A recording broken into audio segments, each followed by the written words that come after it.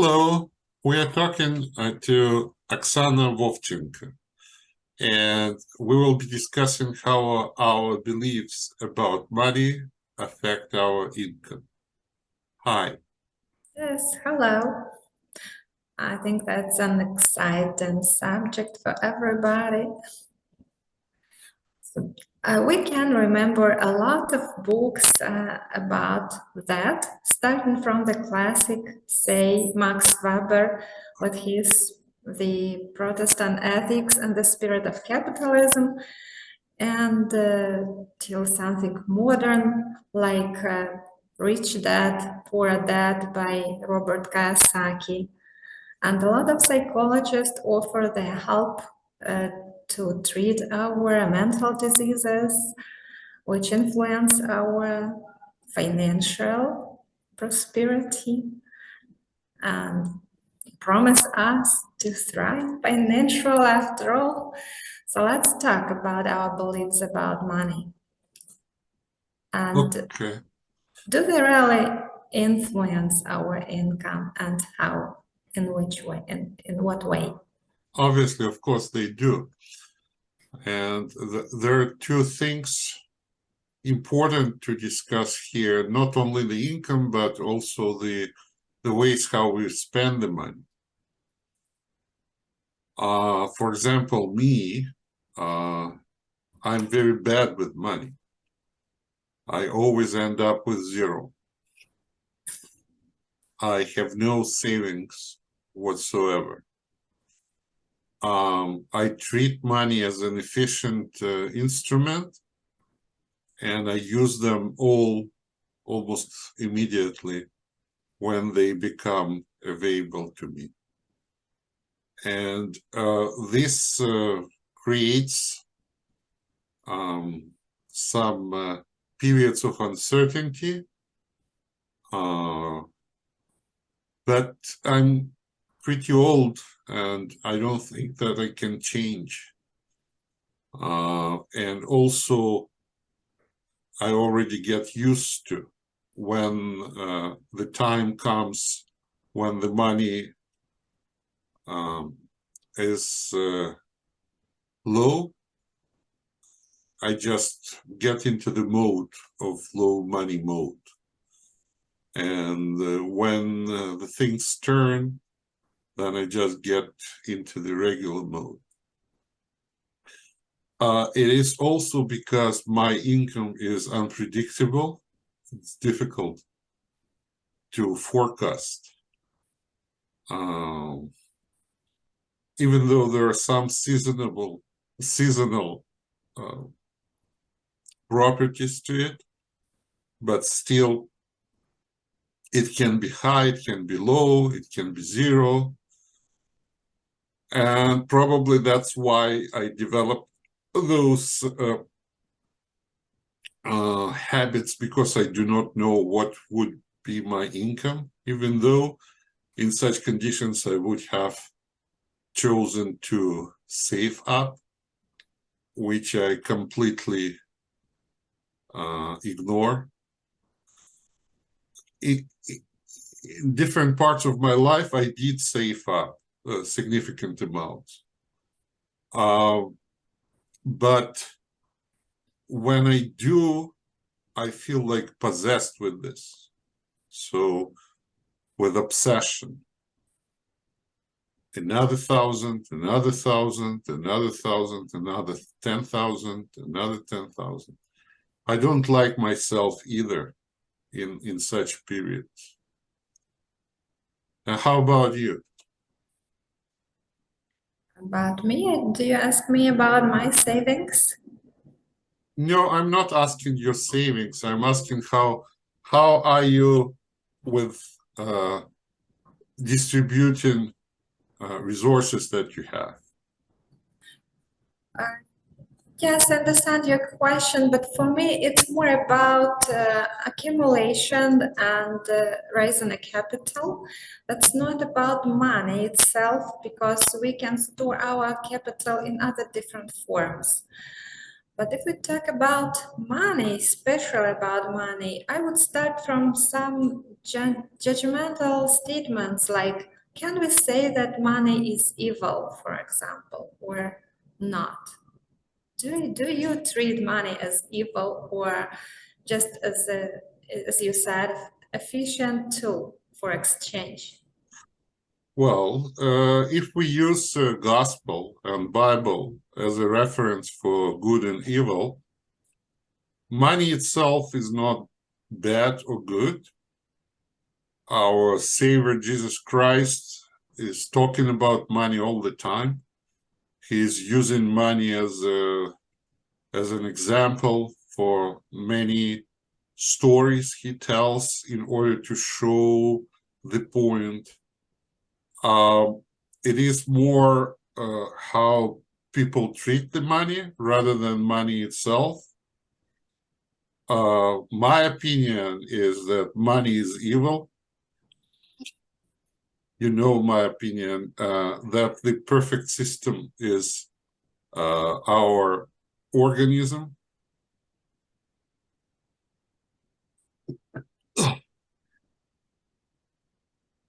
And the organism didn't agree.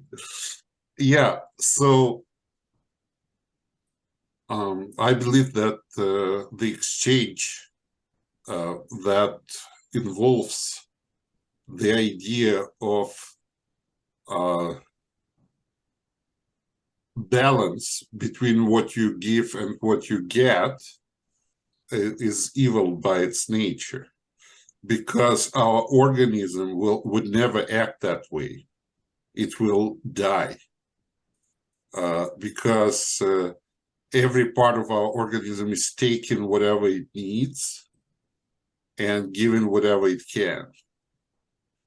And it is quite harmonious. Money, being an equivalent, has shown many times how they can act in the bad way. For example, when the person A has the product and person B needs the product, but without money they cannot exchange.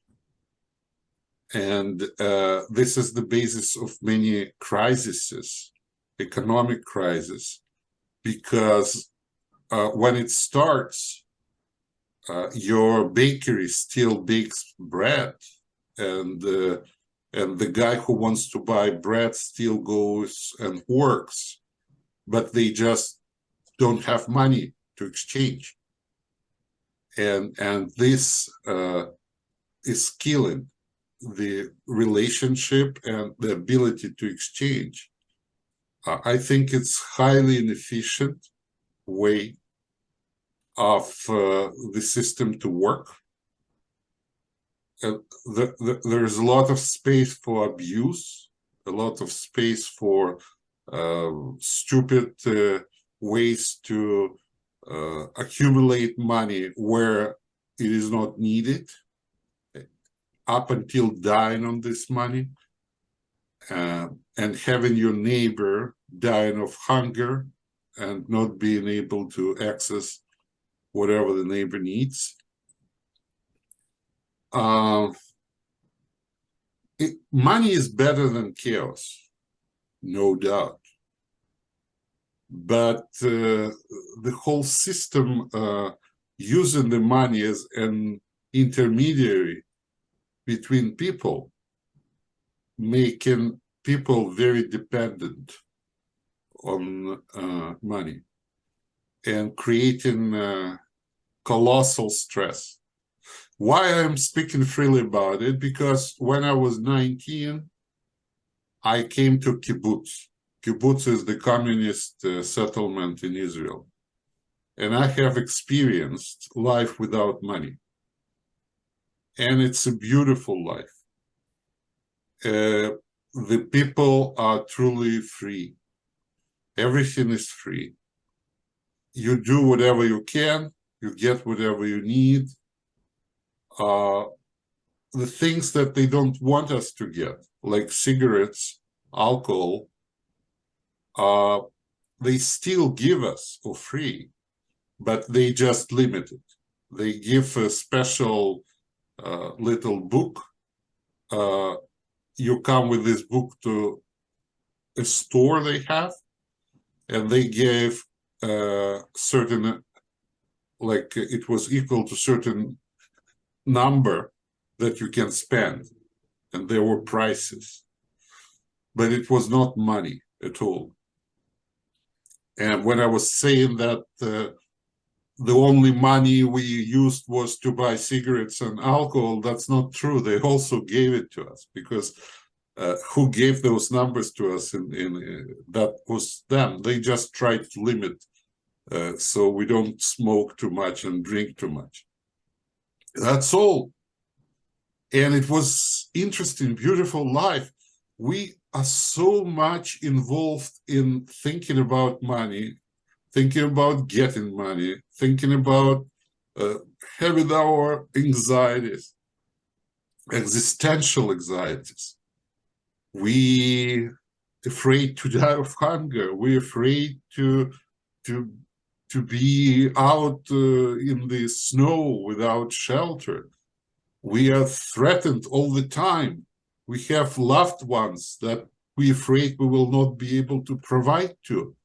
All those psychological huge stress is not there. I remember those days when I lived there. You just work, you just live your life, you enjoy your life. You eat whatever is available. So there are so many different enjoyable things that you could have done there. Yes, I agree. As I understand, we now discuss that function of money as a medium of exchange. And surely it's not perfect medium of exchange, and not always it is needed. For example, in families, we build communist societies very well, but when we are engaged in an exchange with strangers in a scaled system or overscaled system, we need some tool to coordinate our exchanges. So I'm on your side. We should not absolutize medium of exchange through money only. We can exchange in other ways if it is possible. And I even read lectures on non-monetary relationships in business, for example, how we can develop our businesses not having capitals at all and not paying, just exchanging services. That it has its pros and cons, of course, but it works, it's possible. I would even abandon the word exchange. It believes that you need to give and get something equal to a certain value. You might say that when the resources are limited, that happens. But resources will be always limited when it happens, because someone will accumulate most of the resources, making sure that everybody else are not able to get whatever they get. For example, in Canada, we have so many lakes. People usually, when they buy the house, they want to have it waterfront on the lake. Here in Ontario, prices for the houses on the lake, there are many lakes, not only Ontario, Lake Ontario, there are smaller lakes. They can be 2-3 times more than regular houses. I was wondering why. There's so many lakes. And I have learned there are a lot of lakes, and I found out it on the map. There are a lot of lakes that do not have any houses on their shores. It is artificial to keep the prices high. also to keep the prices for the land high. Apparently, the entire land in Canada belongs to the Crown. Only parts of it are given as concessions to townships. Only part of it are open for development. Like Crown land and the land that belongs to townships, not belonging, everything belongs to the Crown. There is no possession, neither individuals or municipalities. Everything belongs to the Crown. And there's a very small portion of land which is actively bought and sold. And it started with the Crown given to the, before the municipalities, there were companies like Hudson Bay Company that was giving out the concessions. And they were dividing the land for lots and concessions and giving it out to people for free. It was in 1890s, 1850s. There was a requirement that you have to develop at least 5% of the land within 5 years. Doesn't matter how. Agriculture, buildings, or whatever. And then it stays with you.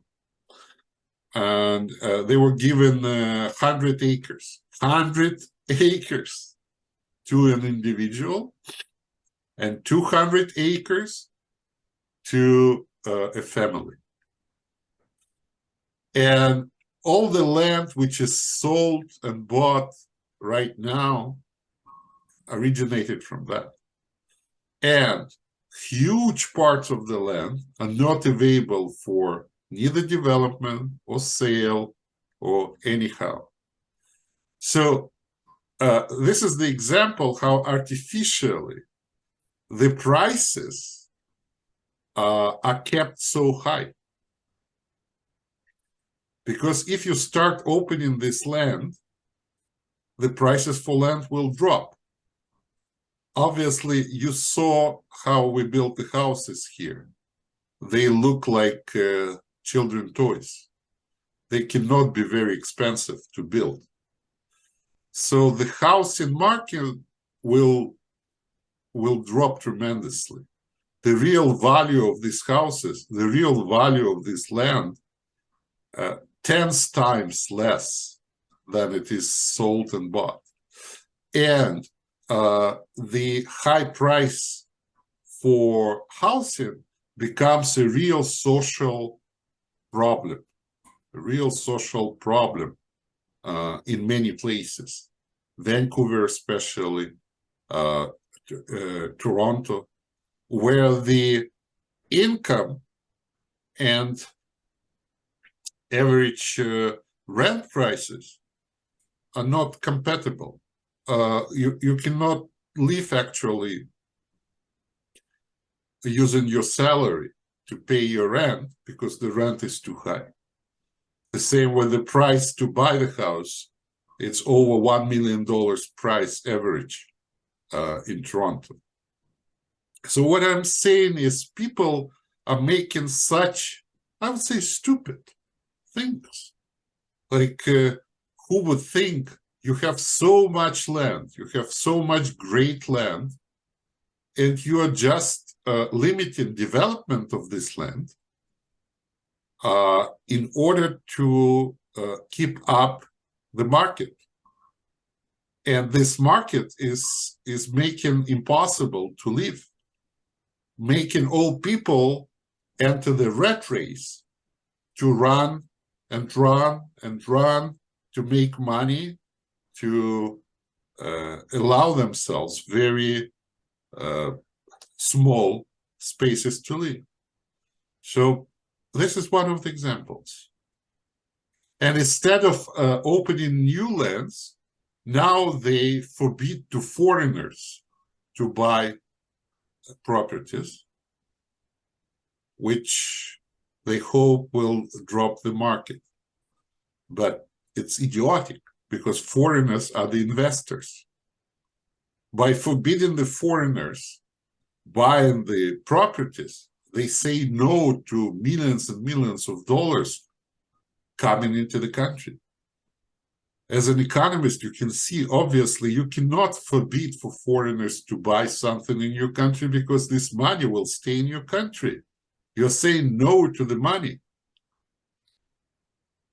So that's just one of the examples. Yes, but I don't think that's the nature of money, but that's more about limited supply. That's not about nature of money itself. Probably here we come to distribution problem, which is mainly solved through prices. And yes, prices come from money. But if we concentrate on money functions, for example, what would I say for me, which function is really doubtful from money functions is a store of value or measure of value. The two functions, I would say. I have no doubts about mean of exchange. That's okay, we understand it could be imperfect. I have no doubt about the function as a unit of count. Sure, we need some unit of count to count things. But when we speak about store of value and measure of value through money, here I have a lot of doubts. But they are different. I will explain that store of value is, say, I get my wages or salary and I do not spend it immediately because I performed some labor, I get money, but I do not spend them this day. I can store them till the end of the month, for example, until I need to spend them. So it will be my store of value. But now we live through the age of inflation, huge inflation. So we do not trust money themselves. There's something what is easy to be manipulated by monopoly of state, controlling of state. I cannot trust money. We cannot trust nothing. This is why I do not prefer to collect a lot of money in the form of money. Just transform them in other forms of capital. Okay, you buy the property, you buy the housing, and then the war comes, and you cannot use those properties, or those properties can be destroyed. So, okay. Yes, so there is no any other absolutely safe form of the story of value. Sure, I agree. And if we speak maybe about the good investment is like I do. I spend it, but how do I spend it mostly? I give it to others. I help others. I build the systems. I built up the systems that help me to make more money.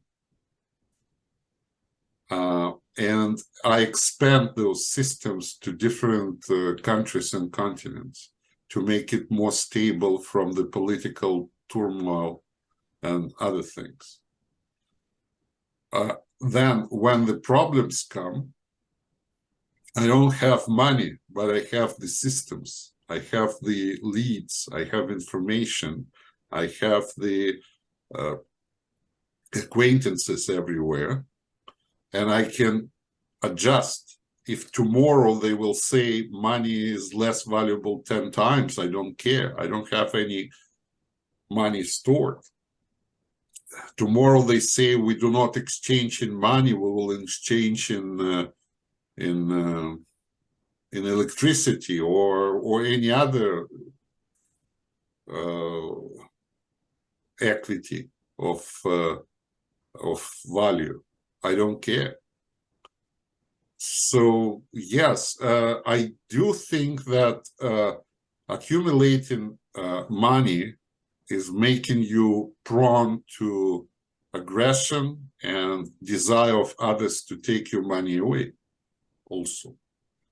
In Western world, there are special lawyers and firms that are looking for the money. And it doesn't start with the lawsuit against the person, and then they look whether they have the money or not. They look who has the money, and then they find the way to do the lawsuit in order to make this, to take this money away. Even with the houses, they look up for the houses that has no mortgages, for example, which allow them to sue the person and make the person to sell the house. Because if there is a first mortgager, it will not allow to sell the house. You probably can get lien to the house, but you cannot sell it if you win. So yes, having the money, making revenue, IRS or Revenue Canada go after you and look how they can take this money. And on the other hand, not having the money makes you less interesting to different aggressive factors that are trying to get your money away. Family.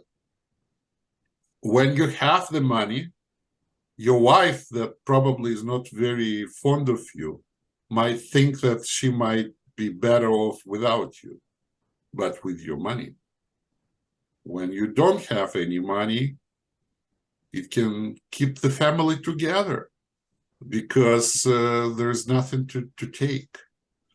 When you die, all your children start fighting, arguing that they deserve to get more of your money.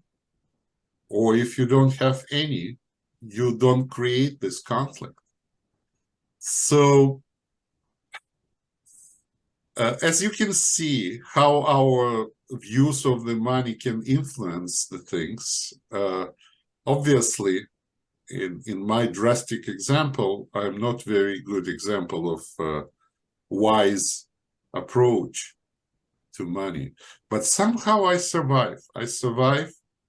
And having absolute zero in money makes me to do things, because until I actually reach the zero, I'm doing 1,000 things that do not lead to getting more income.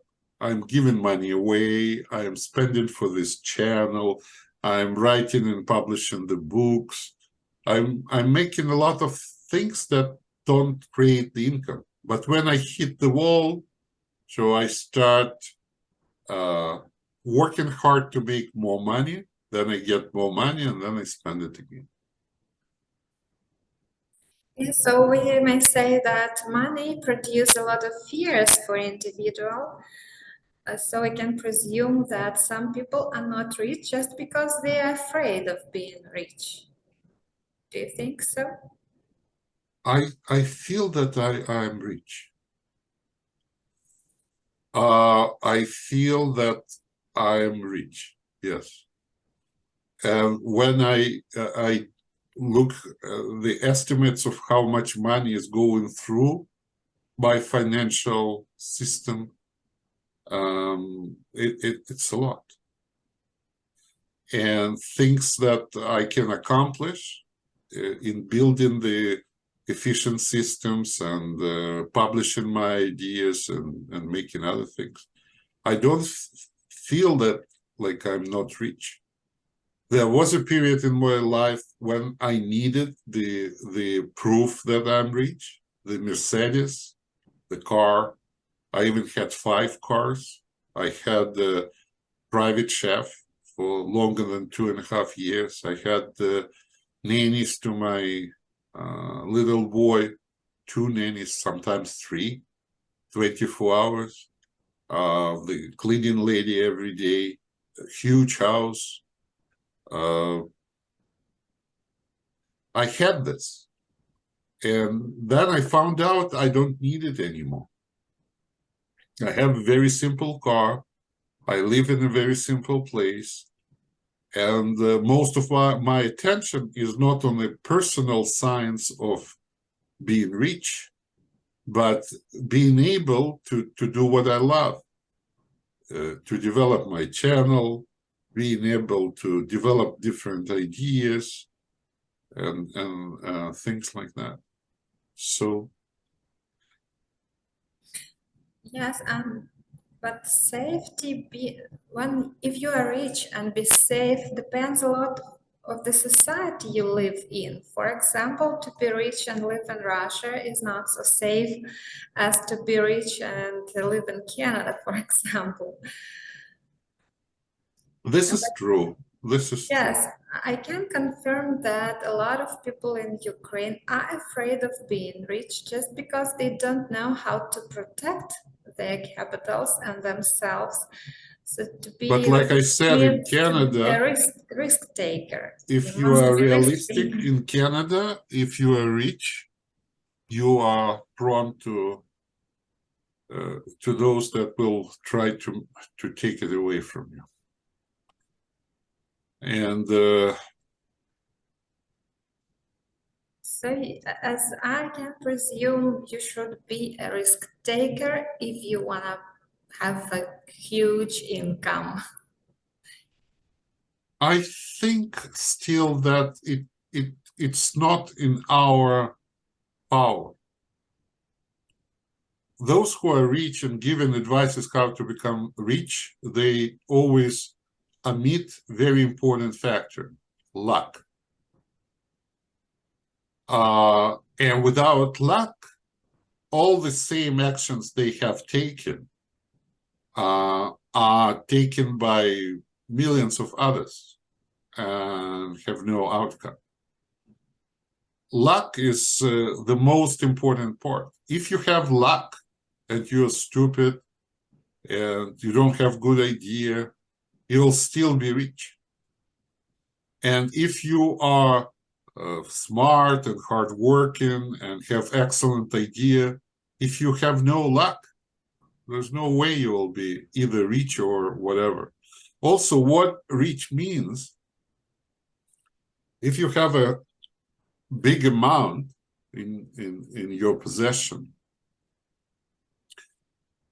I made this exercise. For example, I don't know how rich you are, Oksana, but can you please imagine that you have $50 million in your secret Swiss bank account? How did you get it? Doesn't matter. 10 years ago, somehow you got it. It's not even on your name. It's under the numbered account. And you decided for yourself not to use it, whatever. $50 million. Can you imagine that? Yeah, easily. Easily. How will it affect your actual life right now? If I cannot take them, You can take them, where? but you decided not to. If I decide not to take, it will not change my lifestyle at all. But if I can take this money, sure. Look, if you can take it and they are already in your possession for 20 years, let's say, you would have spent it. Let's say you're a special kind of person. What I do now, but I would increase the scale of doing that. Let's say you are a kind of person that wants to be rich. And it's a last thing that this person would do, touch untouchable fund. That's harder to imagine just because I have no pleasure of having $50 million just to know that I have them. There is no sense. Exactly. You will have the pleasure by knowing that you have them. Probably that's not my personality. I would not have pleasure just knowing that I have $50 million and that's all. I would immediately start to use them to realize my goals. That's why you don't have it. because you will spend it. The same with me. But there are a lot of people that have different personality, that got the money, hide it, and do not use it. In offshores, they do very bad thing. They take away the money from the economy and they hide it. They live actually pretty poor lives. For example, I visited apartment of my stepdaughter yesterday. I know that they don't have children, and already for many years they make a lot of money. They have very good wages, and they're just two, she and her husband. And I was surprised to see that the apartment didn't change. When she was a student, and now she's a professional nurse making good money, and he's good money. And knowing her, I suppose they're saving up. They are saving up. And it's an interesting thing that having more money didn't change how they live at all. Not good furniture. They didn't change their apartment. Everything is just the same. So, and what if this period of saving up will take the whole life? Sometimes it happens. And then people die. And why I said 50 million on this hidden account, when you feel bad that you are not rich, just make for yourself a file, call it Swiss account, and write this number. Look at it and say to yourself, here we are, that's my money, but I won't use it. Yeah, that's an example how money is just the psychological trick that we have. Yes, it is. And one more function of money which I would like to discuss is a measure of value. It's not the same as a store of value. We are accustomed, yes, really, to measure values by prices. But what is dilemma is that prices is something what is formed in a market. And when we measure value in one market, it could be absolutely different in one other market. And in addition to that, there is short-term value and long-term value. So immediate value could be really low, while the long-term value could be absolutely huge and tremendous. So let's talk about that. I think many people think that we can't measure values in money, but we do that. We stick to do that. Maybe forced to do that by circumstances. And after all, we come to the problem as we are rich, but we are not happy, just because our capital is not equivalent in value to our happiness. That's exactly that, yeah. I think many people would just lose any motivation. The function of the money is motivating to do things, to work and do things. But still, when you motivate someone for money, it takes away their happiness. Like if you have to work the hard work you don't like only because you need this money, it's a kind of slavery. It's kind of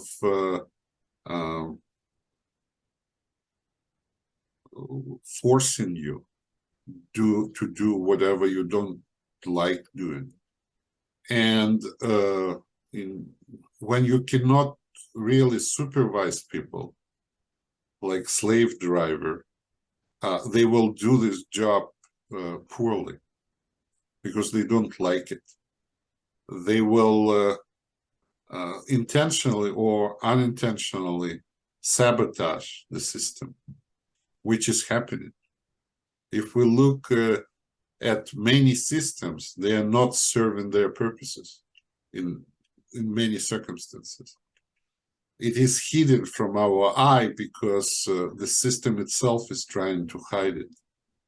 But when you get a ride in the downtown and you realize that they don't remove the snow, the municipality, even though they spend $80 million per season, or when you cannot get to the doctor, or when the doctor, knowing that he is supposed to do things, he's not doing the things he's supposed to do, or the lawyers, or the judges, or the judicial system, at any system we look, they all go to work, they all get paid, but the systems do not get what they were built for. They create even more problems than they were called in to solve. And we have this illusion of functioning society. But as a matter of fact, even the best societies are quite dysfunctional. They're quite dysfunctional. They don't attend to the needs of the person as they're supposed to be. So it just shows that even motivational factor is not working here. Like, you cannot make people work. They will work, but the outcomes of their work will be worse than if they wouldn't work at all sometimes. Yeah. Mm-hmm. And now we can see a lot of lectures, books, advisors, or like something like 20 the best advisors how to get higher income. Do you believe in all these suggestions or some of these suggestions? What would you advise people to increase their income? I mean, beliefs about money. Is there some magic way? Just to I'm not change your good beliefs about money and you will be rich. I'm not good in giving advices, taking into account that I'm not good with money, as I said. It's all about either the person suffers or the person is happy. It might be a person who doesn't have much money but is quite happy and content, and someone that has a lot of money is very disturbed and unhappy. If you are unhappy with something, we need to look at what are you unhappy with. If you don't like your work and you don't have enough money for something, you need to look at this and decide whether you really need it or just some compensation from your childhood, or your neighbor got it, or some other reasons that we don't know. Like Apostle Paul used to say that I can live in prosperity, I can live in, I can be poor, I can be rich. It doesn't matter to me. The same is my advice. And also, it's always to remember that it's all about luck. You can be very hardworking and have no outcome whatsoever. And you can be just doing nothing and money will fall on you. Although you need to create more opportunities, so this luck can actually give you the money, which means that you need to build efficient systems where you will be able to generate income, at least theoretically. and they has to stay in place. For example, this channel, it is not making any money. I am not trying to make money with this channel. It's completely for my pleasure, for my ability to express myself, to compensate for some certain things, because you cannot call it normal to create up to 20 programs every week. It's too much to be normal. But I'm building something that potentially can create income, advertising income. I have this note asking, please support my channel, but I don't push it. And obviously, with the growth of the audience and with the time, it creates valuable mechanism to become a source of income, which I don't want, because this will make the channel less interesting to me, because I will have to allocate part of the time in the middle of my dialogues for advertising, and I will have to ask for money every time I start the program. Hello, can you please support our channel? Can you please give us the likes and donation? I know that when I do it, I will get some money. It's not worth it, because my channel is small and people I communicate to are poor, and I can make maybe $100 if I really want to, but I don't feel good about it. It's easier for me to make this money elsewhere in other businesses. But the system is built in a way that it can generate income at any time. Even now, if some good or bad force would like to support my ideas, they can send me donation, because the system is there. The account for the donation, the link is there, and I even will not know how did it happen. That will be the way for the luck being able to contribute, because like in this joke, when old guy was praying to God to give him to win in the lottery, and he never got the win, and he fell asleep, and the angel came and said, God said, please buy the lottery ticket at least, because how you can win the lottery if you're not buying the ticket? I have other businesses that sometimes all of a sudden given unexpected income, and I'm trying to keep them running, even if they're not making steady income at all. And also, if I have any idea, I'm trying to make it as a commercial system or non-profit system that allows again to get this luck being able to work. So on one hand, it's luck. On other hand, it's system building, where this luck can actually help you with something, buying those lottery tickets. So that's what I'm saying. Hard work, look, being smart. A lot of stupid are pretty rich. Of course, it's not bad to be smart, but it doesn't really give you the guarantee. Hard work, I'm afraid of hard work. A lot of people who is working hard, they are just digging in the wrong direction. They are putting out all their resources for nothing.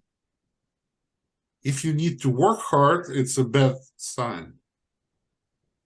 You need to find the ways where the system itself and luck will do the work, do the magic. There are some people who work hard for me. That happens. And I always wonder how so many people can go out in the cold and work for me. They don't think that they work for me, though. But some people, it's easier for them to sell their health, their efforts, hard work, in exchange of very limited resources, rather than sit back and think how they can build the system that will be able to provide them enough income. So this is it, probably.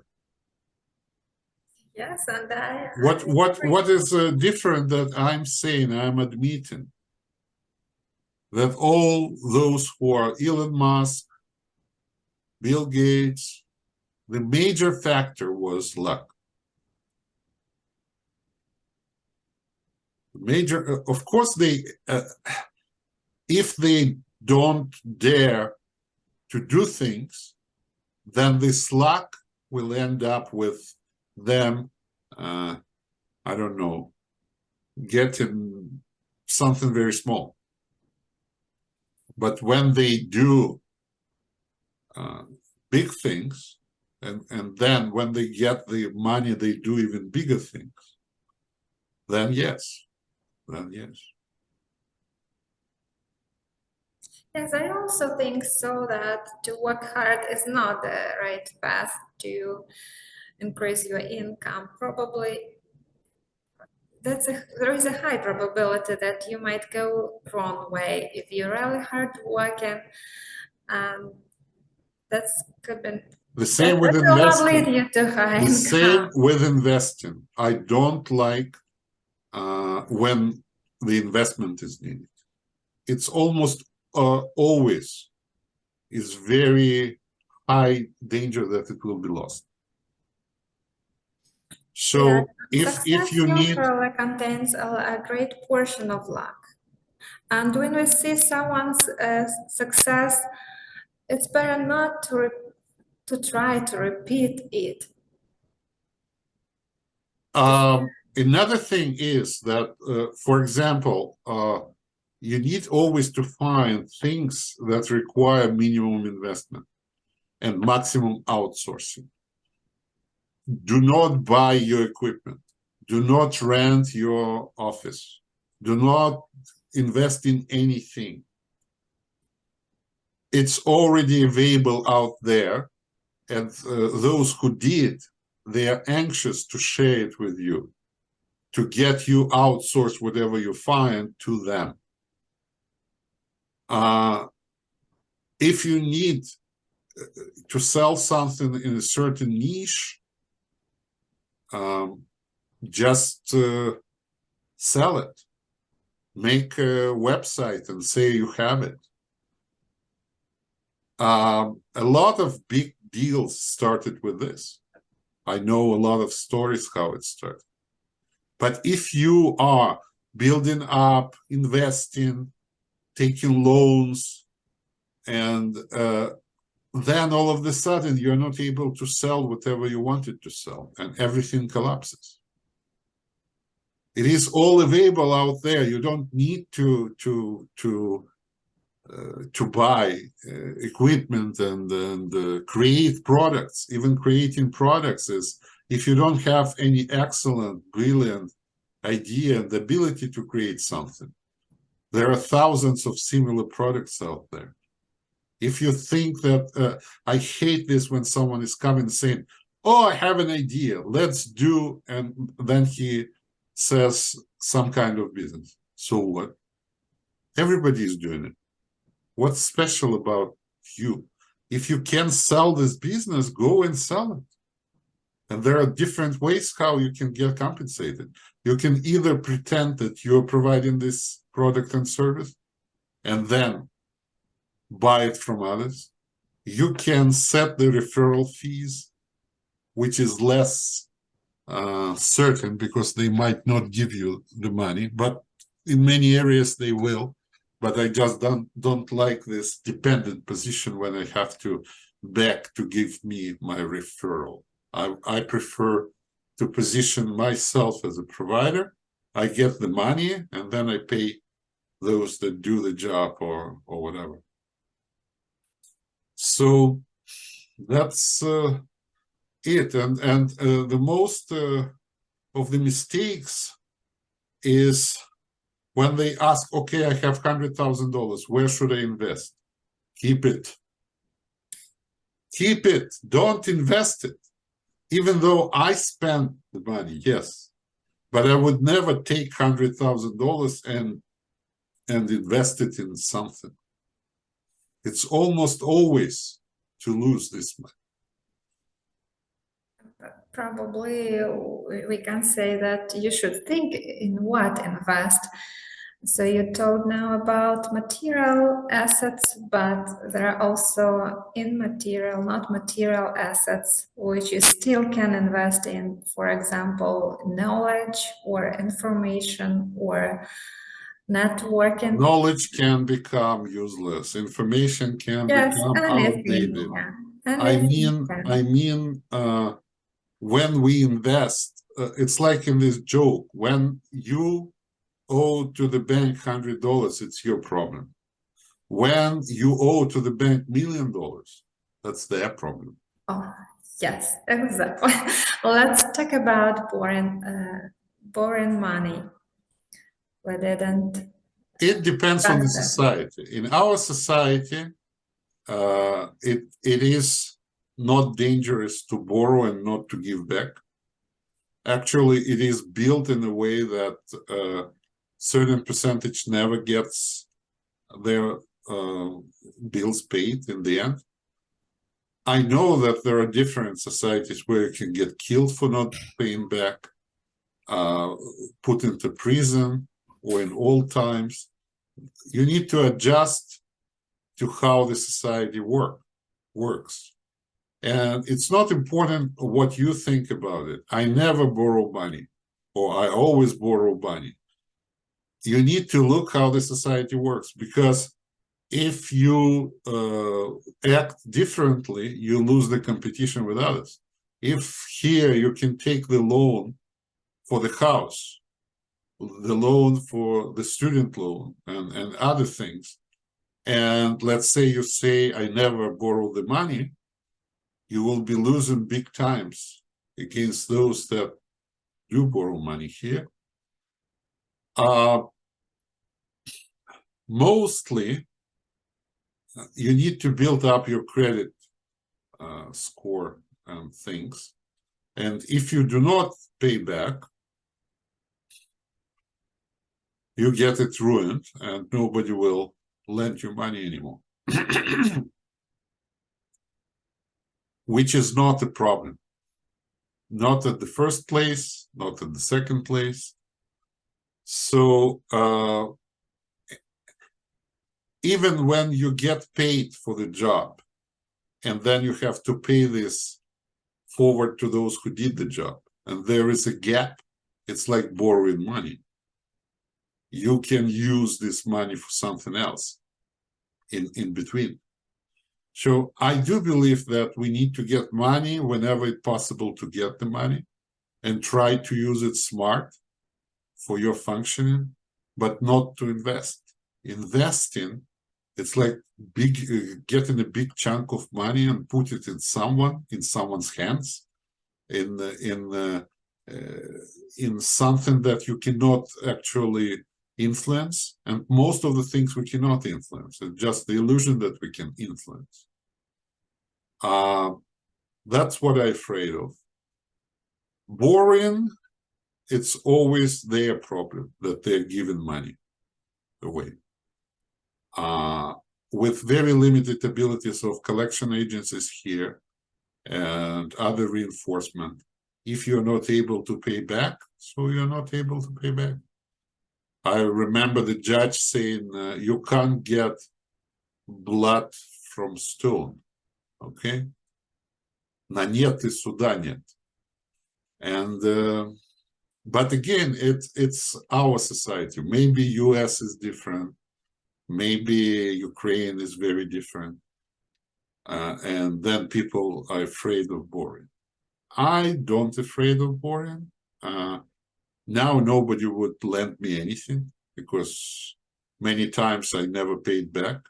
It's not on a personal level. I feel very bad to do it to people, but I feel very okay to do it to credit companies, credit card companies that charge 24%, 24% interest fee.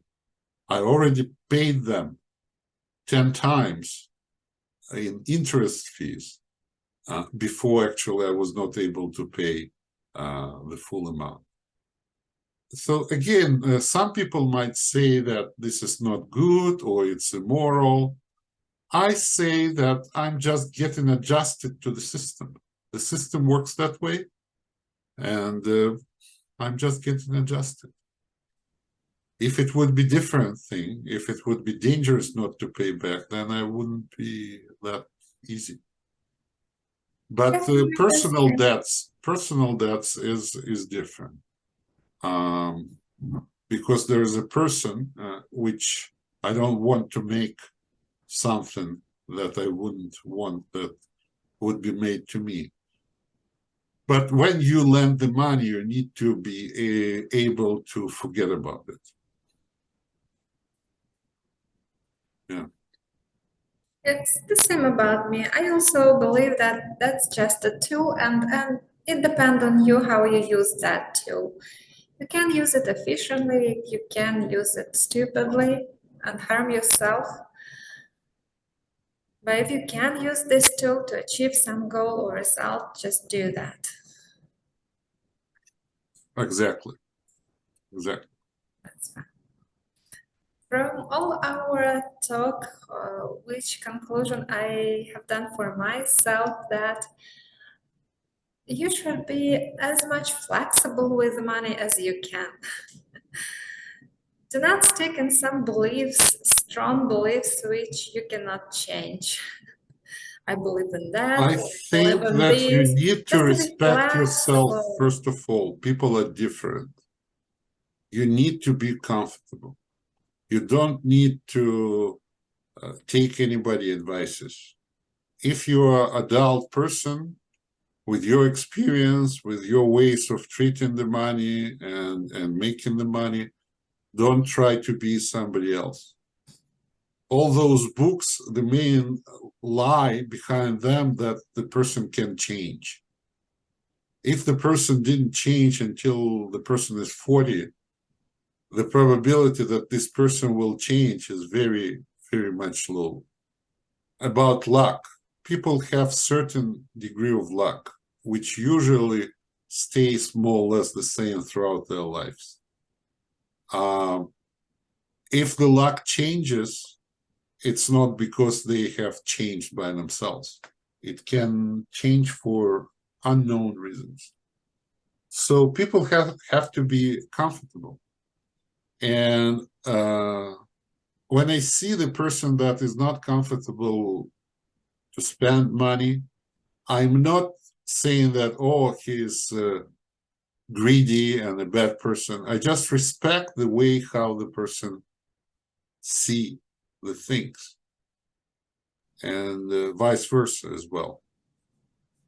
So the advice is to make the role of the money as low as possible in your life.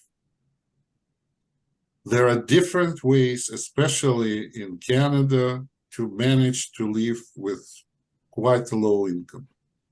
Although you need to be prepared to share things with others, to create certain communities, to be able to live in the apartment with neighbors, roommates, and other things. If you train yourself to live that way and it doesn't contradict your way of enjoying your life, then be it like 2 years of my life that you actually were a witness of. We already quite a while doing those programs. The previous year, I decided to be poor. I rented out all the rooms in the house. I was using food bank. And virtually, I could have not make any money at all, because the amount that I was collecting in rent was enough to cover my living space. The quantity of the food that we were getting as 4 people was enough to cover everything in terms of food, and so on and so on. This year, I'm developing the business, and the sales were $500,000. How much money I have now? 0. But that was a hell of a year, believe me. And also, what I do have is the system which is able to generate that much income. And that's another way of living, right? I can't say that many or any people would accept such life. What I really don't like, when the money rule me, when the money are the Lord, and I have to obey to the money. I treat the money as an instrument, as an extension to my hands, to my eyes, to my heart.